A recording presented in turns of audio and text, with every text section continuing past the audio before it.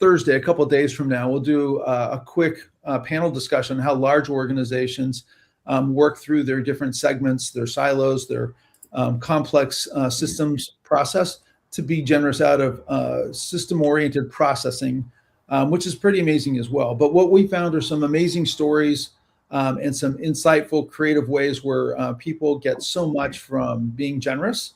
We wanted to share those stories with you and just share some of the insights. But really, to understand that, we did want to kick off the conversation about what's really going on in industry. And so to kind of kick us off and lead into that conversation, we wanted to introduce one of our first guests, and that is David. David, I'd love to introduce you. I mean, I'm so lucky to have you part of the network here in the community, and to have such a very insightful and well-established individual. We'd love for you to kind of start off this conversation to really summarize what's going on, as well as so some of the suggestions or observations you're making about organizations' desire to be profitable, but also the need to, or the desire also to be generous. What goes into making those kinds of decisions? What's really going on in an organization? So I'm going to hand this off over to David. And David, if you could just for a few minutes, just walk us through a little bit about what's going on. You're a professor at UC San Diego, and this is a topic that I think you're well equipped to address. Thanks, Paul.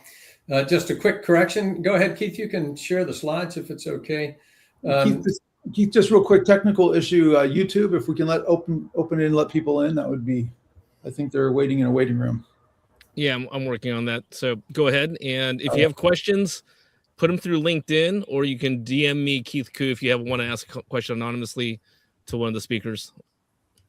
Thanks. So just one quick correction. It's University of San Diego, not UCSD.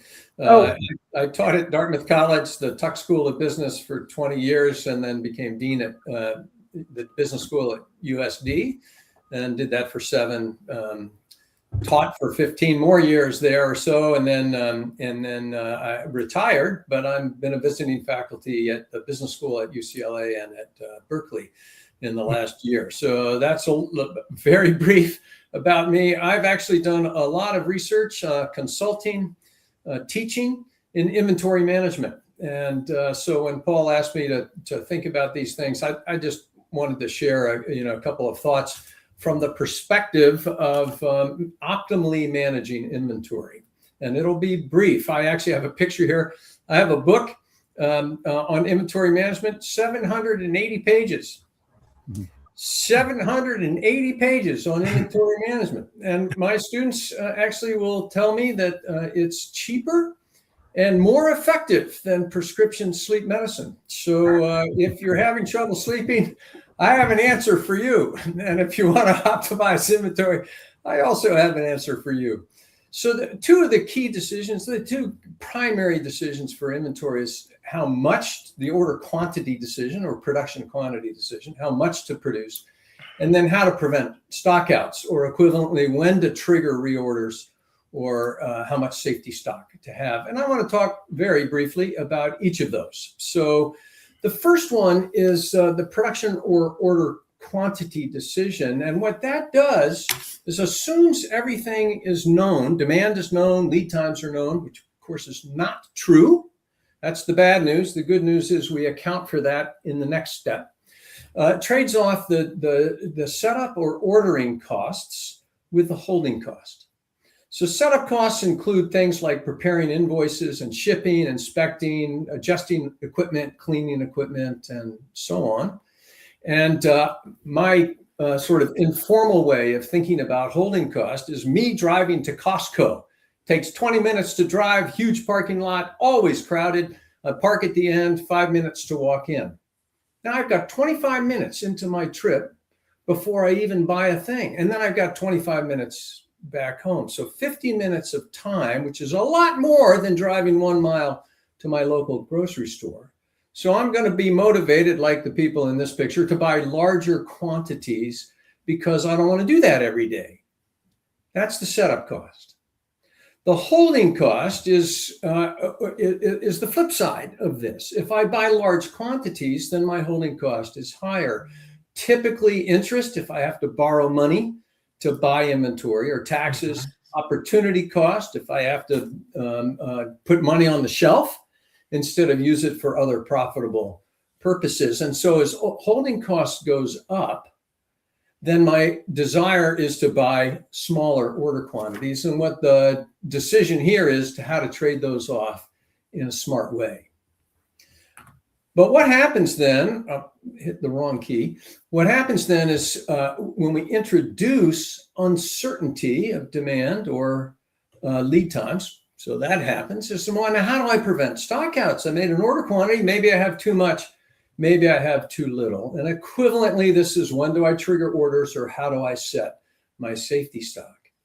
And this decision trades off too little versus too much. I wish I had bought more, like in the top picture, or too much. I wish I had bought less, where the shelves are crashing because I have way too much inventory in the bottom picture.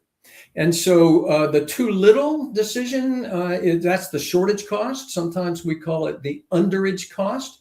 That's not underage. Underage is when you were a college sophomore and tried to get into the graduate student bar off campus. It's not that. It's underage cost, lost margin, bad will, bad reputation, lost future sales. Overage cost is the cost of having too much. I wish I hadn't bought so much. That's not overage. Overage is when I try to get into the graduate student bar off campus. Not, Dave, you can't come in, you're too old. That's disposal, markdowns, working capital tied up for longer than it should, obsolescence, and so on. And that cost depends at least on the purchase cost of the item. Maybe it's $20, and then the salvage value. Maybe I can sell it for a markdown for $15. And so those two determine the cost of having too much, or the overage cost. And the question that we want to ask is, what if there were a beneficial way, tax benefit, other benefits that are financial, to deal with having too much? Now, others will talk, and rightly so, about your reputation, about providing a good for the community, about employee morale. These are all critical and important things. My perspective for this today, anyway, is to just consider the effect of donating it and getting some benefit. Let's call it a tax benefit from donating excess stock. That will have an impact on order quantity, because your holding cost will go down because you get benefit from disposing of the stock. And that will increase your optimal, not your do good order quantity, but your optimal order quantity. And perhaps more importantly, your salvage value goes up. I get more back from having that excess inventory because of the tax benefit of donating it to people in need. And that higher salvage value reduces my cost of having too much, my overage cost, which then reduces the risk of having too much, which increases not my do good safety stock, but my optimal safety stock, or equivalently, my optimal target service level. And so the point is, when we optimize inventory to take the full dimension of what I do with that inventory, beyond just selling it, but also beneficially donating it if I have too much. And that should be taken into account in your decisions. And with that, I'm just going to stop, and we'll pass the baton to someone else. We can stop share, actually, Keith, and I'll be done. That's awesome.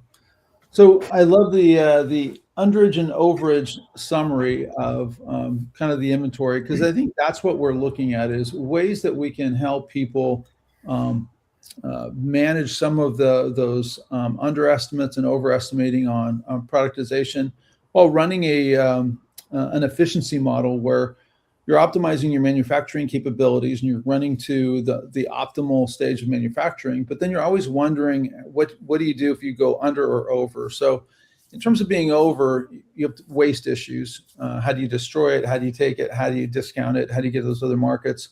Well, what we found are there people that are able to take some of those overages and be able to get a tax deductible benefit from it, but also some cause marketing out of it. Finding the right partner to take those extra products can really help your position in the marketplace out there in the community itself.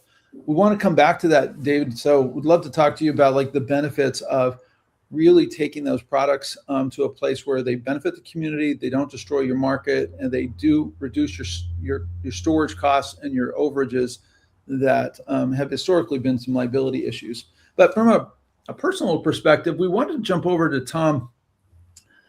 Tom, you and I've just known each other just a few months, but just been amazed at how fast, how quickly we got into a conversation of overages of your particular market segment, and the way that you manage your overages over time, because there's time sensitivity on your product. Love to hear your story. Love to hear kind of what you do, and just kind of like how you found ways to be generous that I think amazed both of us working together. Well, thanks, Paul. Thanks for the invitation here, and it's great to share our story of a little family business here in the Central Valley of California, where we started in Modesto, California. My grandfather, our story goes back to 1942, when my grandfather started a fruit and nut tree nursery for farmers, planting fruit and nut trees in the Central Valley of California. And he had a basic motto when he started out, was to plant good trees on good ground, take care of them, and they will take care of you.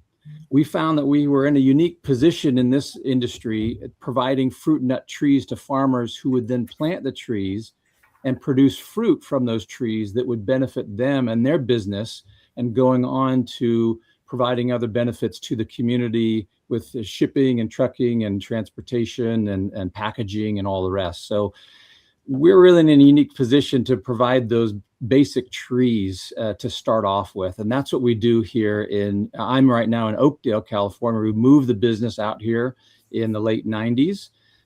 We grow on hundreds of acres.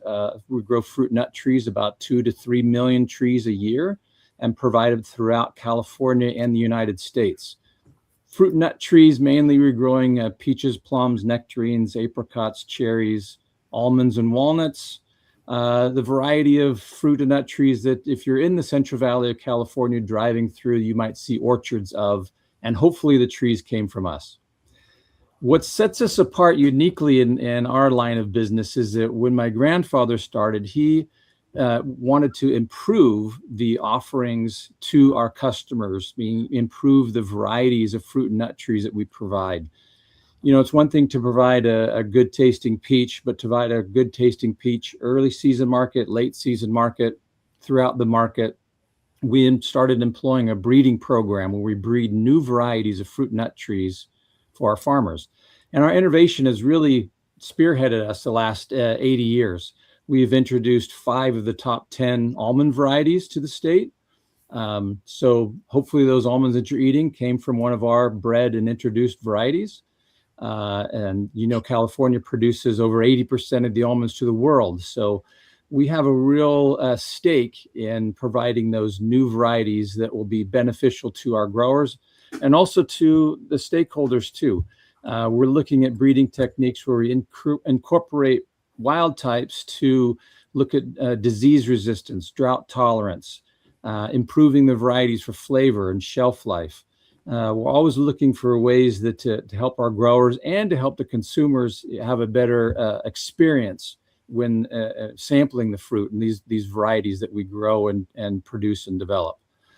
So every time that we grow our fruit and nut trees here in Oakdale, where I am, and we also have a facility down in Fresno, California, where we have greenhouses that produce citrus trees also to the industry.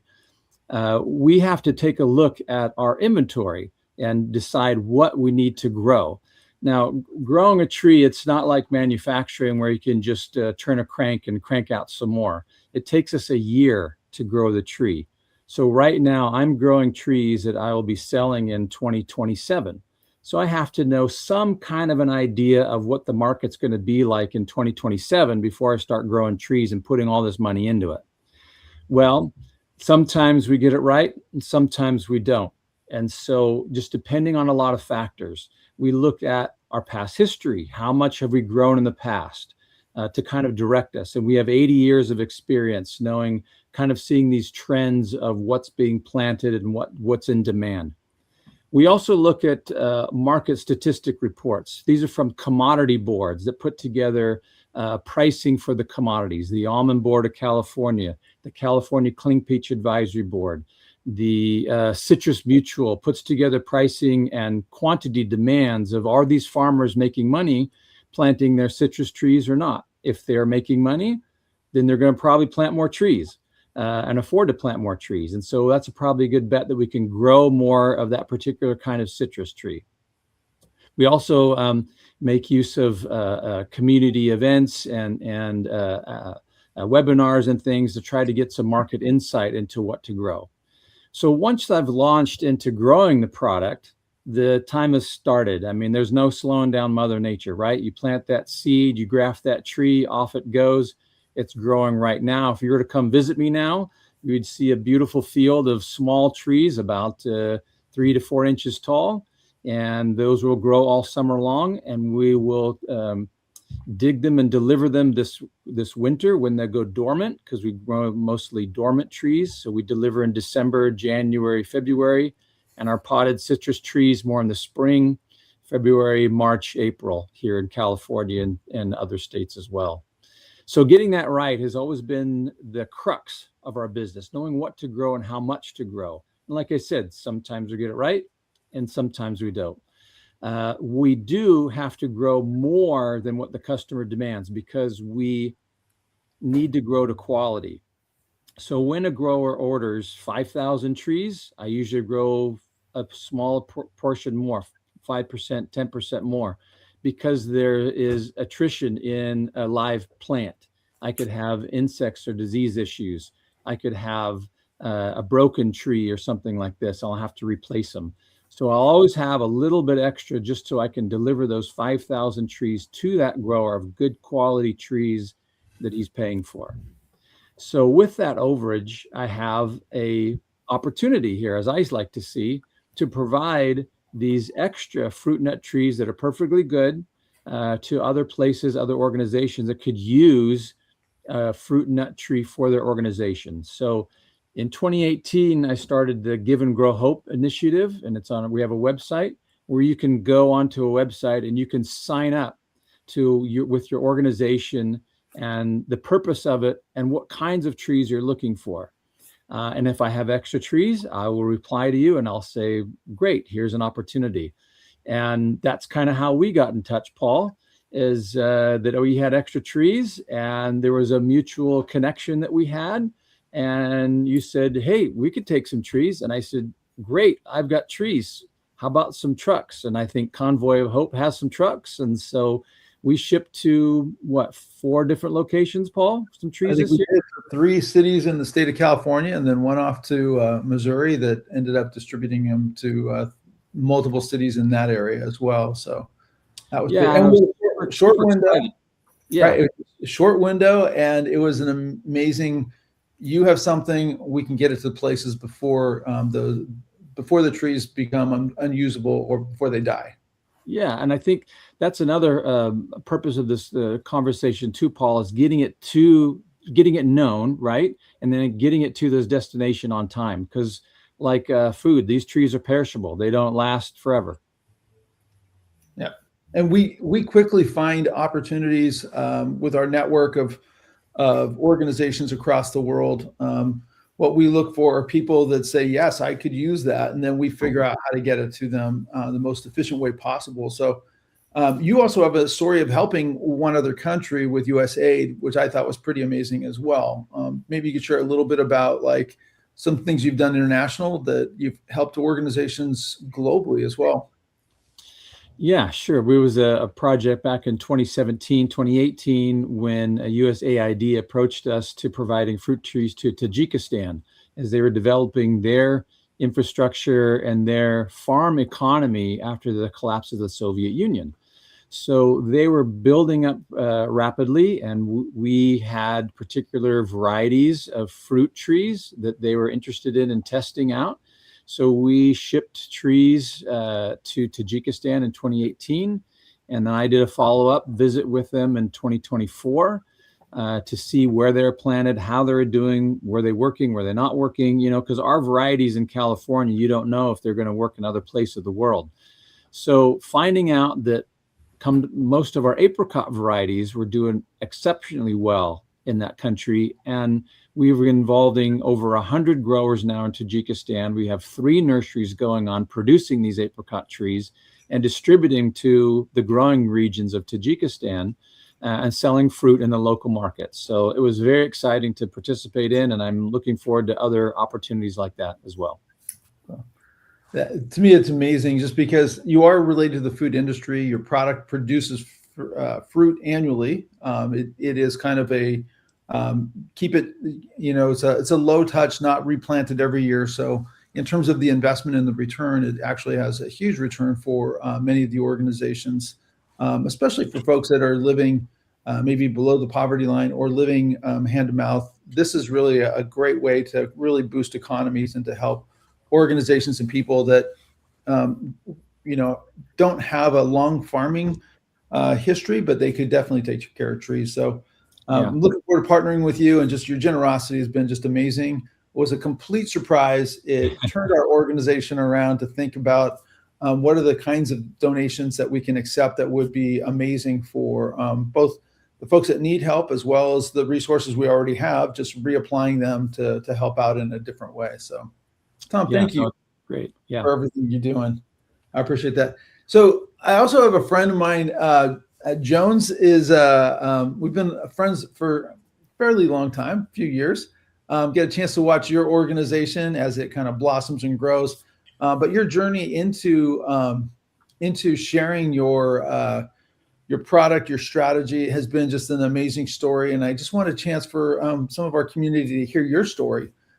Jones, maybe you can tell us a little bit about yourself, how you ended up where you are, and kind of like what you're doing. I'd love that. It'd be great. Well, thank you, Paul. It's great to be here today. I'm a food scientist. For many decades, I innovate the food and supplement for health and well-being. Been doing it for many years. And, I just want to provide one insight is that, and you're going to hear me speak a lot on this, is that nourish people flourished. You got to have essential nutrients in your body for people to flourish. And I've been working for large consumer product groups like Nestle, Conagra, PowerBar, Nature Made. And I was one day sitting in my office 6 years ago and really reflecting on my purpose in life. And everything was really comfortable, have the right title, have the right package. Yet there was an itch in that there needs to be, I think I have a calling for a higher purpose. What can I do to give back?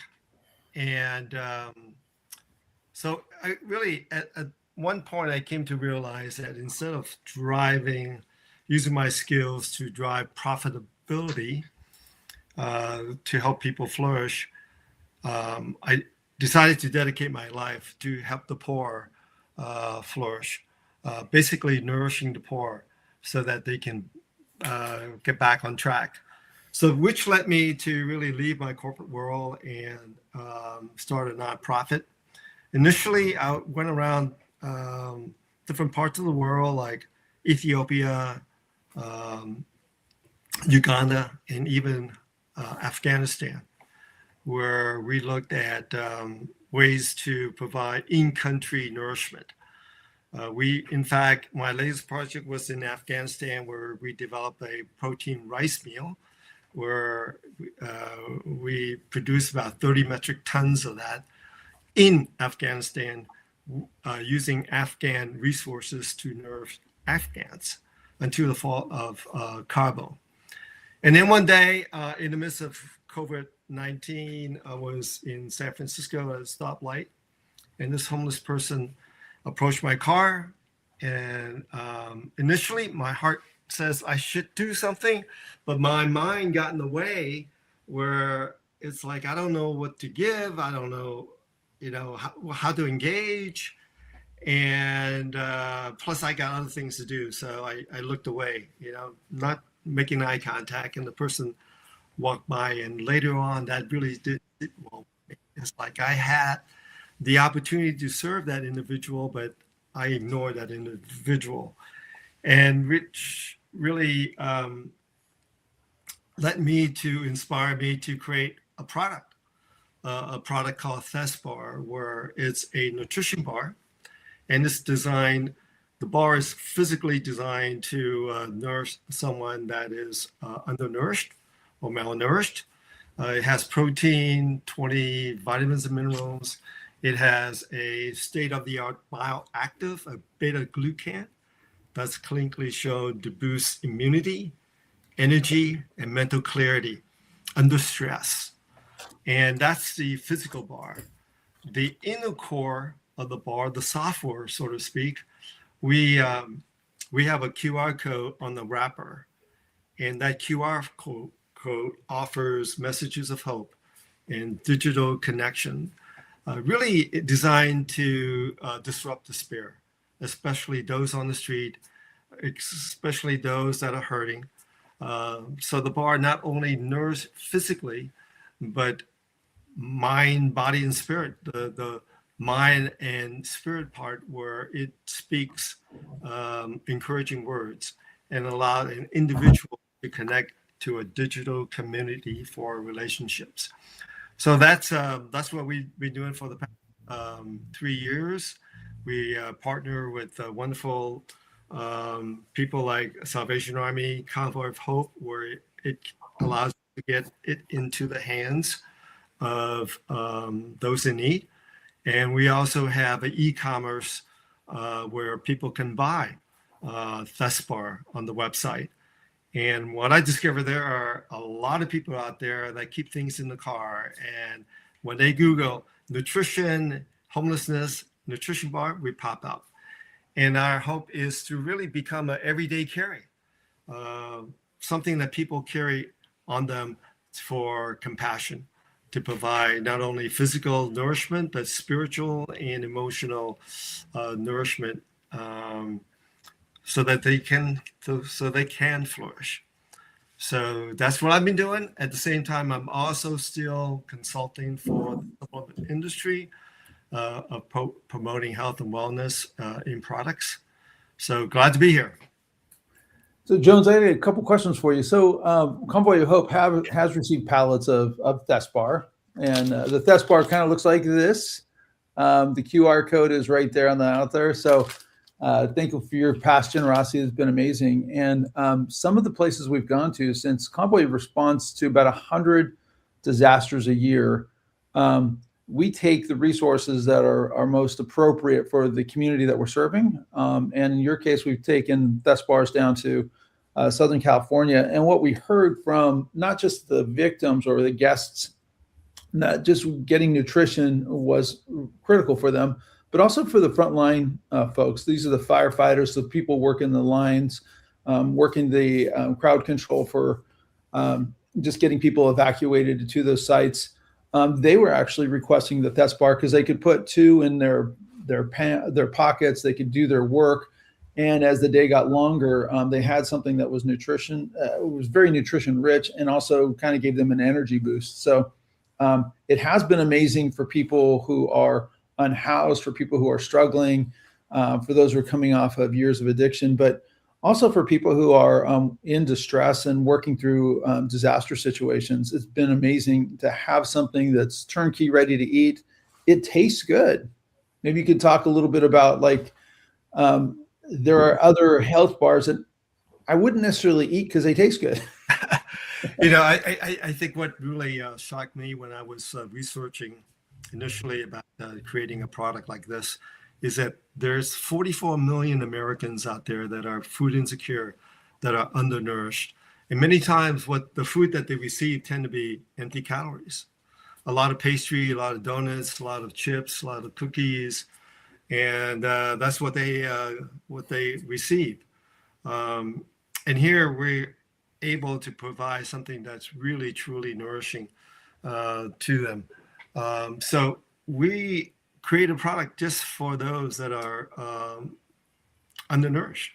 It's soft, so that, as you know, many of people on the street don't have very good teeth. So we designed it to be ultra soft.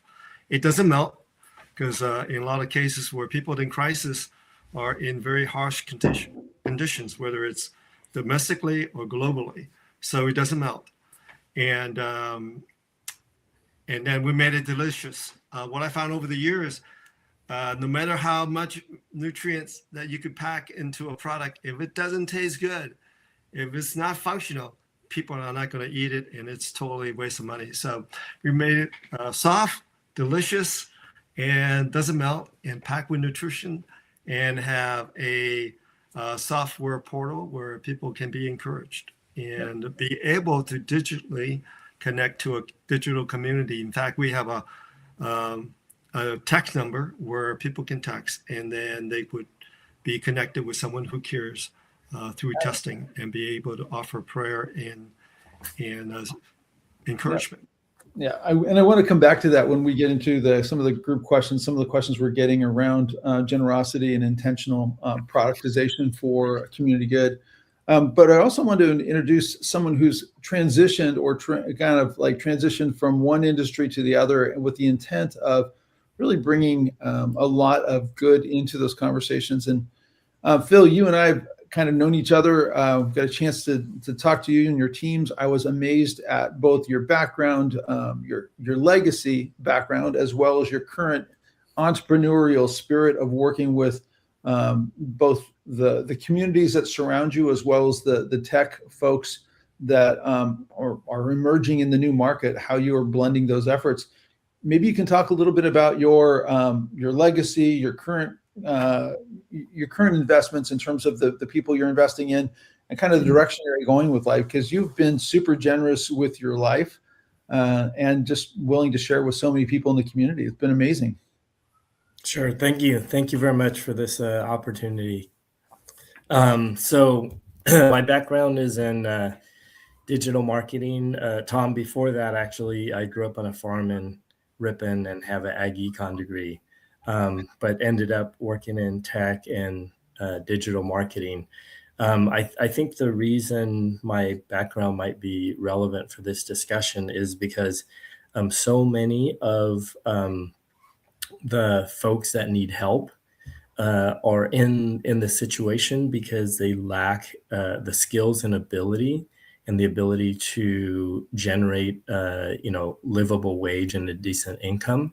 So a few years ago, about a decade ago, we founded an organization called Bay Valley Tech, and it's a nonprofit. It's a free tech academy.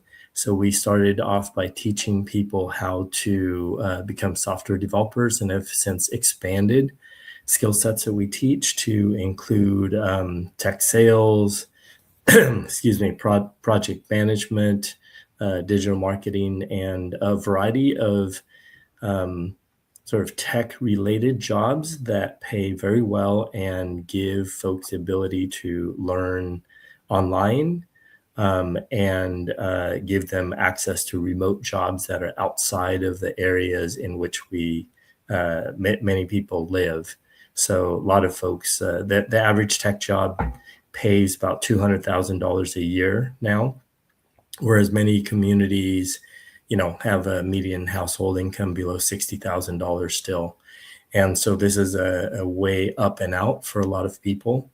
One of the things we discovered along the way, and I think is relevant to this panel and this discussion that we're having today, is the ability to influence others and to make a change for our greater community by getting out there and figuring out how we can give first before we try to take or ask for anything. And one example is that, you know, most training programs, most universities, vocational schools, you know, charge tuition. And at one point early on, we determined to make sure that we do everything that we could to be able to provide Bay Valley Tech's training services and programs and internships and employer networking, everything that we offer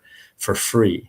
And what we discovered is that as we began going out into the community and offering this, many people came alongside to assist and to help. One thing I think that happens is as we go about seeing what we can do to help others, it pays back in so many ways, because folks see that heart, they see what we're trying to do as companies, as people, and so there is a greater sort of will to come along and participate. So it's very important, I think, that all companies think about, and all individuals who are trying to make an impact think about how to help others first, and then sort of everything else will fall in place. So in a nutshell, Bay Valley Tech is free, but everybody that is involved in the program is committed to, required to help others when they get to that point in life when they are able to. Very quickly, people can gain skills that are marketable. And as soon as they gain skills, many of our students come back and are mentors, volunteer teaching assistants, and then that sort of lowers costs of the program, but it also gives folks who otherwise are, early on in their careers, an opportunity to demonstrate leadership. So again, as our students come back to help others, they are developing leadership skills that employers want, right? So helping themselves by helping others.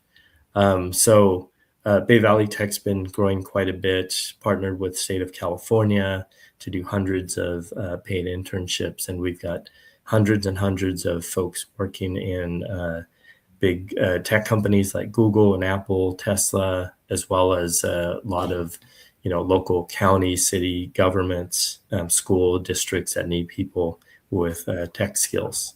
So I actually left Bay Valley Tech last year to join this fantastic AI company based in downtown Modesto called Cognizant. And our mission at Cognizant is to help those public sector employees who are on the front lines trying to help the community, such as probation officers and some other public sector employees. So this has been a very good journey. And I think Cognizant definitely has that same mindset of how do we help those around us. And as a result, you're seeing the company grow very quickly and do very well. Bill, I love the fact that you have, you've got no borders. I mean, meeting some of the young people coming through your program, you've done some incredible work where some folks are coming out of the true farming industry, literally from farming families that are two generations of field working folks. You've got people that are working logistics, a lot of heavy lifting, hands-on types of jobs that make the jump into the tech world. And they're just incredibly gifted individuals. They've been amazing to work with and watch, and their careers are just kind of taken off. All they needed was that chance to kind of break in and introduce themselves to folks in industry that are always looking for talent and don't care where it comes from. And you've just found a way to take an area that isn't necessarily associated with the Silicon Valley and connect that value proposition and extend it out there, which has been truly amazing. So to me, it's been amazing to watch just not only the food industry, but also the families of the food industry. You've just brought them in, folks that maybe have been troubled or struggling with drug addiction, being able to find their feet and restart their career path and get back on there. So it's not only necessarily people who are down and out, but also people who have been in places where they're just not visible to to the industry or to other areas of expertise. So you've been super generous and super just considerate about bringing in and being inclusive in terms of bringing folks into the conversation that haven't historically been part of the haven't been at the table. I don't know if you want to kind of talk a little bit about what drives you to what drove you in from the Bay Tech world, and then kind of how you're including generosity and that same spirit is coming with you into the new AI organization. Yeah. So, I was fortunate enough to grow up in a community and be part of Rotary very young, sort of leading the Interact Club.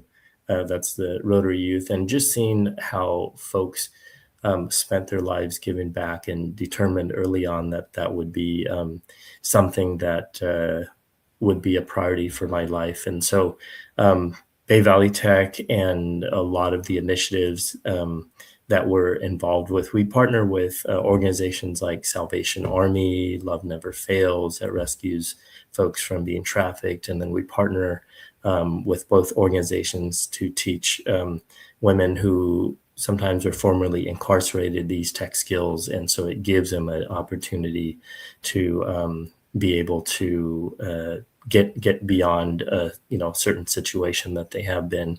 It's really interesting because this is sort of a rise of the rest type initiative. We are seeing brain drain from most regions across the country, and a bit of a brain magnet type situation, in regions like Seattle, Boston, New York, Washington, D.C., and certainly Silicon Valley, where the best of the brightest end up going to these cities that are innovation centers, and then not really going back home to where they belong, right? So California Central Valley was an example of this, right? The region has some of the lowest four-year college attainment in the entire country. And so what's interesting is in the state of California, 40% of our friends and neighbors are Latino, but in tech companies, if you go to companies like Google and Apple, that are desperate for good, skilled tech workers, sometimes 6-8% of their tech force is Latino. So we've got lots of companies trying to hire more workers, and then we've got lots of families trying to find a better path for their children. And the two just are not happening. And so Bay Valley Tech has been able to bridge that gap by building not just a training program, employer networking, hands-on internships and such, but by building a community where folks, when they show up, they see people who also come from farm worker families or truck driving families, and are successful now, making well into six-figure salaries. And so they're encouraged and inspired to be able to do that themselves and make a better life. And then, as I mentioned earlier, the whole deal is, we joke that we'll give you a year of our life to help you, and then all we require is that you spend the rest of your life giving back to helping the community and helping others, right? So it's a fair trade, we feel like. I joined Cognizant because the other side of this tech ecosystem that needs to happen for all of our communities is in addition to the tech workforce. The tech workforce is going to give our folks skills. It's going to attract employers. But the more employers that we have, the better. And so Cognizant is an AI company that's growing so quickly. And so the faster I can help the company grow, the more obviously that would benefit the community, but it would also benefit those who are looking for decent work. So you've got a fast-growing company right there in the Central Valley that is pulling from Central Valley talent, which is amazing. The economy out there. So we do have a handful of questions, Keith. I don't know if you have any that you can see on the the board, but I think there was a lot of questions that I saw a couple of them floating by just around the ThesBar in terms of information that you can get from the ThesBar about the ThesBar. But were there any other questions, Keith, that you could see that were coming in terms of just questions for some of our folks? I think most of the questions operationally is how to get more information on ThesBar, since Jones is very engaging and has a product. So Jones, I don't know if you just want me to put the thesbar.org in the comments. And you're on mute, but I can put it in. I can take care of that. Is there anything else you wanted? I can also put that in the chat. So yeah, I think there's 3 ways that people can support ThesBar. One is we're a nonprofit 501c3, so you can donate to our cause, or you could sponsor a pallet to organizational choice like Convoy of Hope or Salvation Army, among others. Or you could basically purchase so that you could keep a case in your car to pass it out. One of the things that we're really excited about is our partnership with In-N-Out. In fact, they are such a social impact organization that they keep ThesBar in the back of the house so that when they see someone of need in the parking lot, that's what they give out along with a care package. So we're really excited to partner with them to do that work to serve the community. So we wanted to go around. We got about just a few minutes left here. I wanted to give everybody a couple minutes just to talk about, from your perspective, generosity is sometimes lost in business strategies. Kind of what is it that you would think, as a business or as an owner or as an executive at an organization, what insight, what wisdom would you share with someone who's leading a group about the need to prioritize generosity, or any insights for enabling that? Maybe we can work backwards. We'll start with you, Phil, just a couple minutes. Just if you can just give us a word of wisdom about generosity as a leader. How do you keep that front and center and keep that part of your business organization strategies? Yeah, I think it's not hard to keep that front and center. We always say start with the give, not with the take, right? And studies show that we are much more fulfilled, happier as we are thinking about others. And so just if we go through life thinking and looking for opportunities to help others, over time, we end up building a network of folks who are out there watching out for us, right? When, if we're looking for, better job opportunities, having a group of people that you've helped before in the past, looking out for you is amazing. If you're trying to grow your company, having a group of fellow entrepreneurs and others that you've helped in the past, looking out for you, for good clients, etc., is very helpful for success. So I think it's not hard to do, and feels great. And so we encourage all of folks that are involved in every company, every organization that I've been in, to think about that and look for those opportunities. That's awesome. So real quick, Jones, maybe you can give us an insight, like what is it that you feel, what is it you see in being generous that really motivates you to really come back to that and make that such a part of your whole company is really about being compassionate and generous to other folks. What drove you? What insights would you share with an executive in terms of giving your life meaning and your business direction? I think for all of us, there's 3 things we chase after. That's joy, purpose, and fulfillment. And for the longest time, I thought that those 3 would come with a title. But I soon find out that's not the case. And I, learn that success is when you add value to yourself. And I was doing that for a number of years, just climb the ladder, self-promoting. But I learned that significance is where you find joy, purpose, and fulfillment.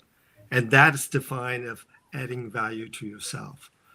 So I discovered that I can use my talents and skills to add value to others through nutrition by providing something that nourishes physically, that could provide a platform to nourish someone spiritually, emotionally, through messages of hope and connection. Man, that's where I find the most joy and purpose and fulfillment. So I think that's where it's at, is chasing after significance versus success. That's awesome. So similar question for you, Tom. Tom, you have a very successful business where you're providing trees to orchards around the world and here in the States. And you have to, as part of your business core, you have to guarantee some overage just as insurance to make sure that the products that you're delivering to your customers are out there. But when you have a good yield and you get those products out there in a way that's very successful, you do have margin or excess and overage. What goes into like your thinking? Because you literally could just put these in a pile and burn them, or you can go the extra mile to find a home for them, to connect with other organizations that can do it. Like, what motivates you to want to be generous, not take the easy route, but also to kind of invest in organizations that you want to believe in? Just would love to hear your take on that. Yeah, thanks, Paul. I think it goes back to providing those good trees on good ground, taking care of them, and they'll take care of you. Knowing, I grew up in the farm here in the Central Valley, like fielded there in Ripon, I guess. So that's a unique connection. But to have that fruit tree that provides something, nutrition, good to eat, knowing that we have those extra trees, like you said, Paul, and to make those connections really motivates me to provide and make those connections, so that when we do deliver those trees to that school garden, to that community garden, to those areas of the country that are less served. We did a project with Boys and Girls Club across the United States and some of the areas of Mississippi, and here in the Central Valley, like was said too, about where people need access to nutritious food. And it's the motivation too is providing that fishing pole, not just a fish. When you're going out and you're looking at these communities and what they could need. And so we've got that proverbial fishing pole. We've got those trees that, if taken care of, done right, can provide a nutritious food source for the future. We've done projects with safe houses in Kentucky, where they plant trees around the yard where the people can take care of them and get the fruit. We've done with culinary schools where they only plant and harvest the fruit, but they teach cooking then and skills too, to move on beyond that area and have them provide other jobs as well. So that's really motivation for me to see the trees are just the beginning. You plant a tree, sure, it can give you some fruit, but what else can it give you too? An opportunity to sell the fruit or use it in cooking or other means to be beneficial to the individuals in the community. So that's what motivates me going forward. That's awesome. Yeah, I appreciate that. You guys are all amazing leaders. You guys have been very generous, and just appreciate you taking the time to share some of your insights, your own story. Would love to follow up with you in a year or so and just talk about other observations you found in terms of how businesses can be generous. I'd like to come back to David. So David, next Thursday, a couple of days from now, we're going to actually talk about systems thinking approaches to being generous. These are large organizations. You gave us a framework in terms of understanding how in a product-driven organization you might underproduce or overproduce.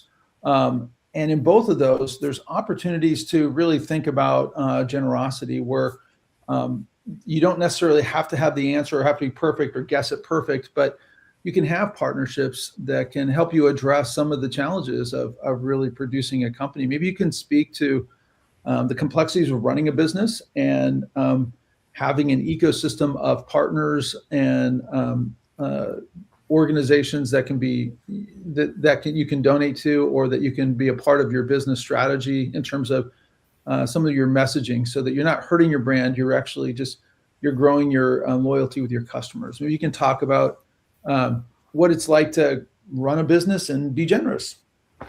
So great question. First of all, let me point out that in my work with undergraduate business students, they are we still on here? There we go. Yeah, you're there. Yeah, we said. They are increasingly interested in exactly what the other panelists have been talking about. They would love to be in, most of them, in for-profit businesses, many of them in tech, but they also want to do good for the community, for the climate, for the poor. And you're seeing them do that kind of on the side, but in many, many cases, what they really want is to be able to integrate what they do on their everyday job with their heart for helping the community. And so I think you're really onto something in terms of attracting talent. The most recent experience I had was a couple months back teaching an MBA class at Berkeley, and I had lots of students, and a chunk of them would really resonate with exactly what the other panelists are talking about. I will just add one quick comment about the partners.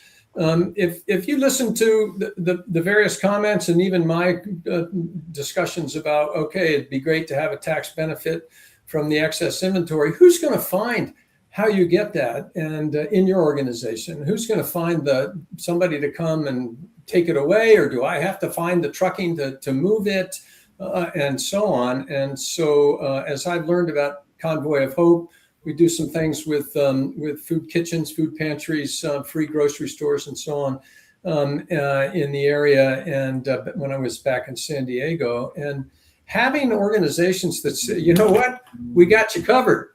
You got extra trees, you have extra food, you have extra shoes. We have a way, and we're just going to make it easy on you.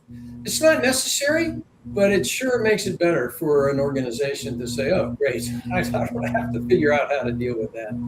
So that's a huge issue, and I see we're out of time. So yeah, well, thank you guys so much for your time sharing it here. It was a lot of insight, and yes, Convoy of Hope does try and make it easy for people to be generous. We try to take away all of the challenges and give people an excuse to be generous to their neighbors by getting those resources out to them as well. So love you guys' hearts. We're so thankful for leaders like yourselves that really understand what's going on in industry and make it a priority to give back. So again, thank you so much. Appreciate it.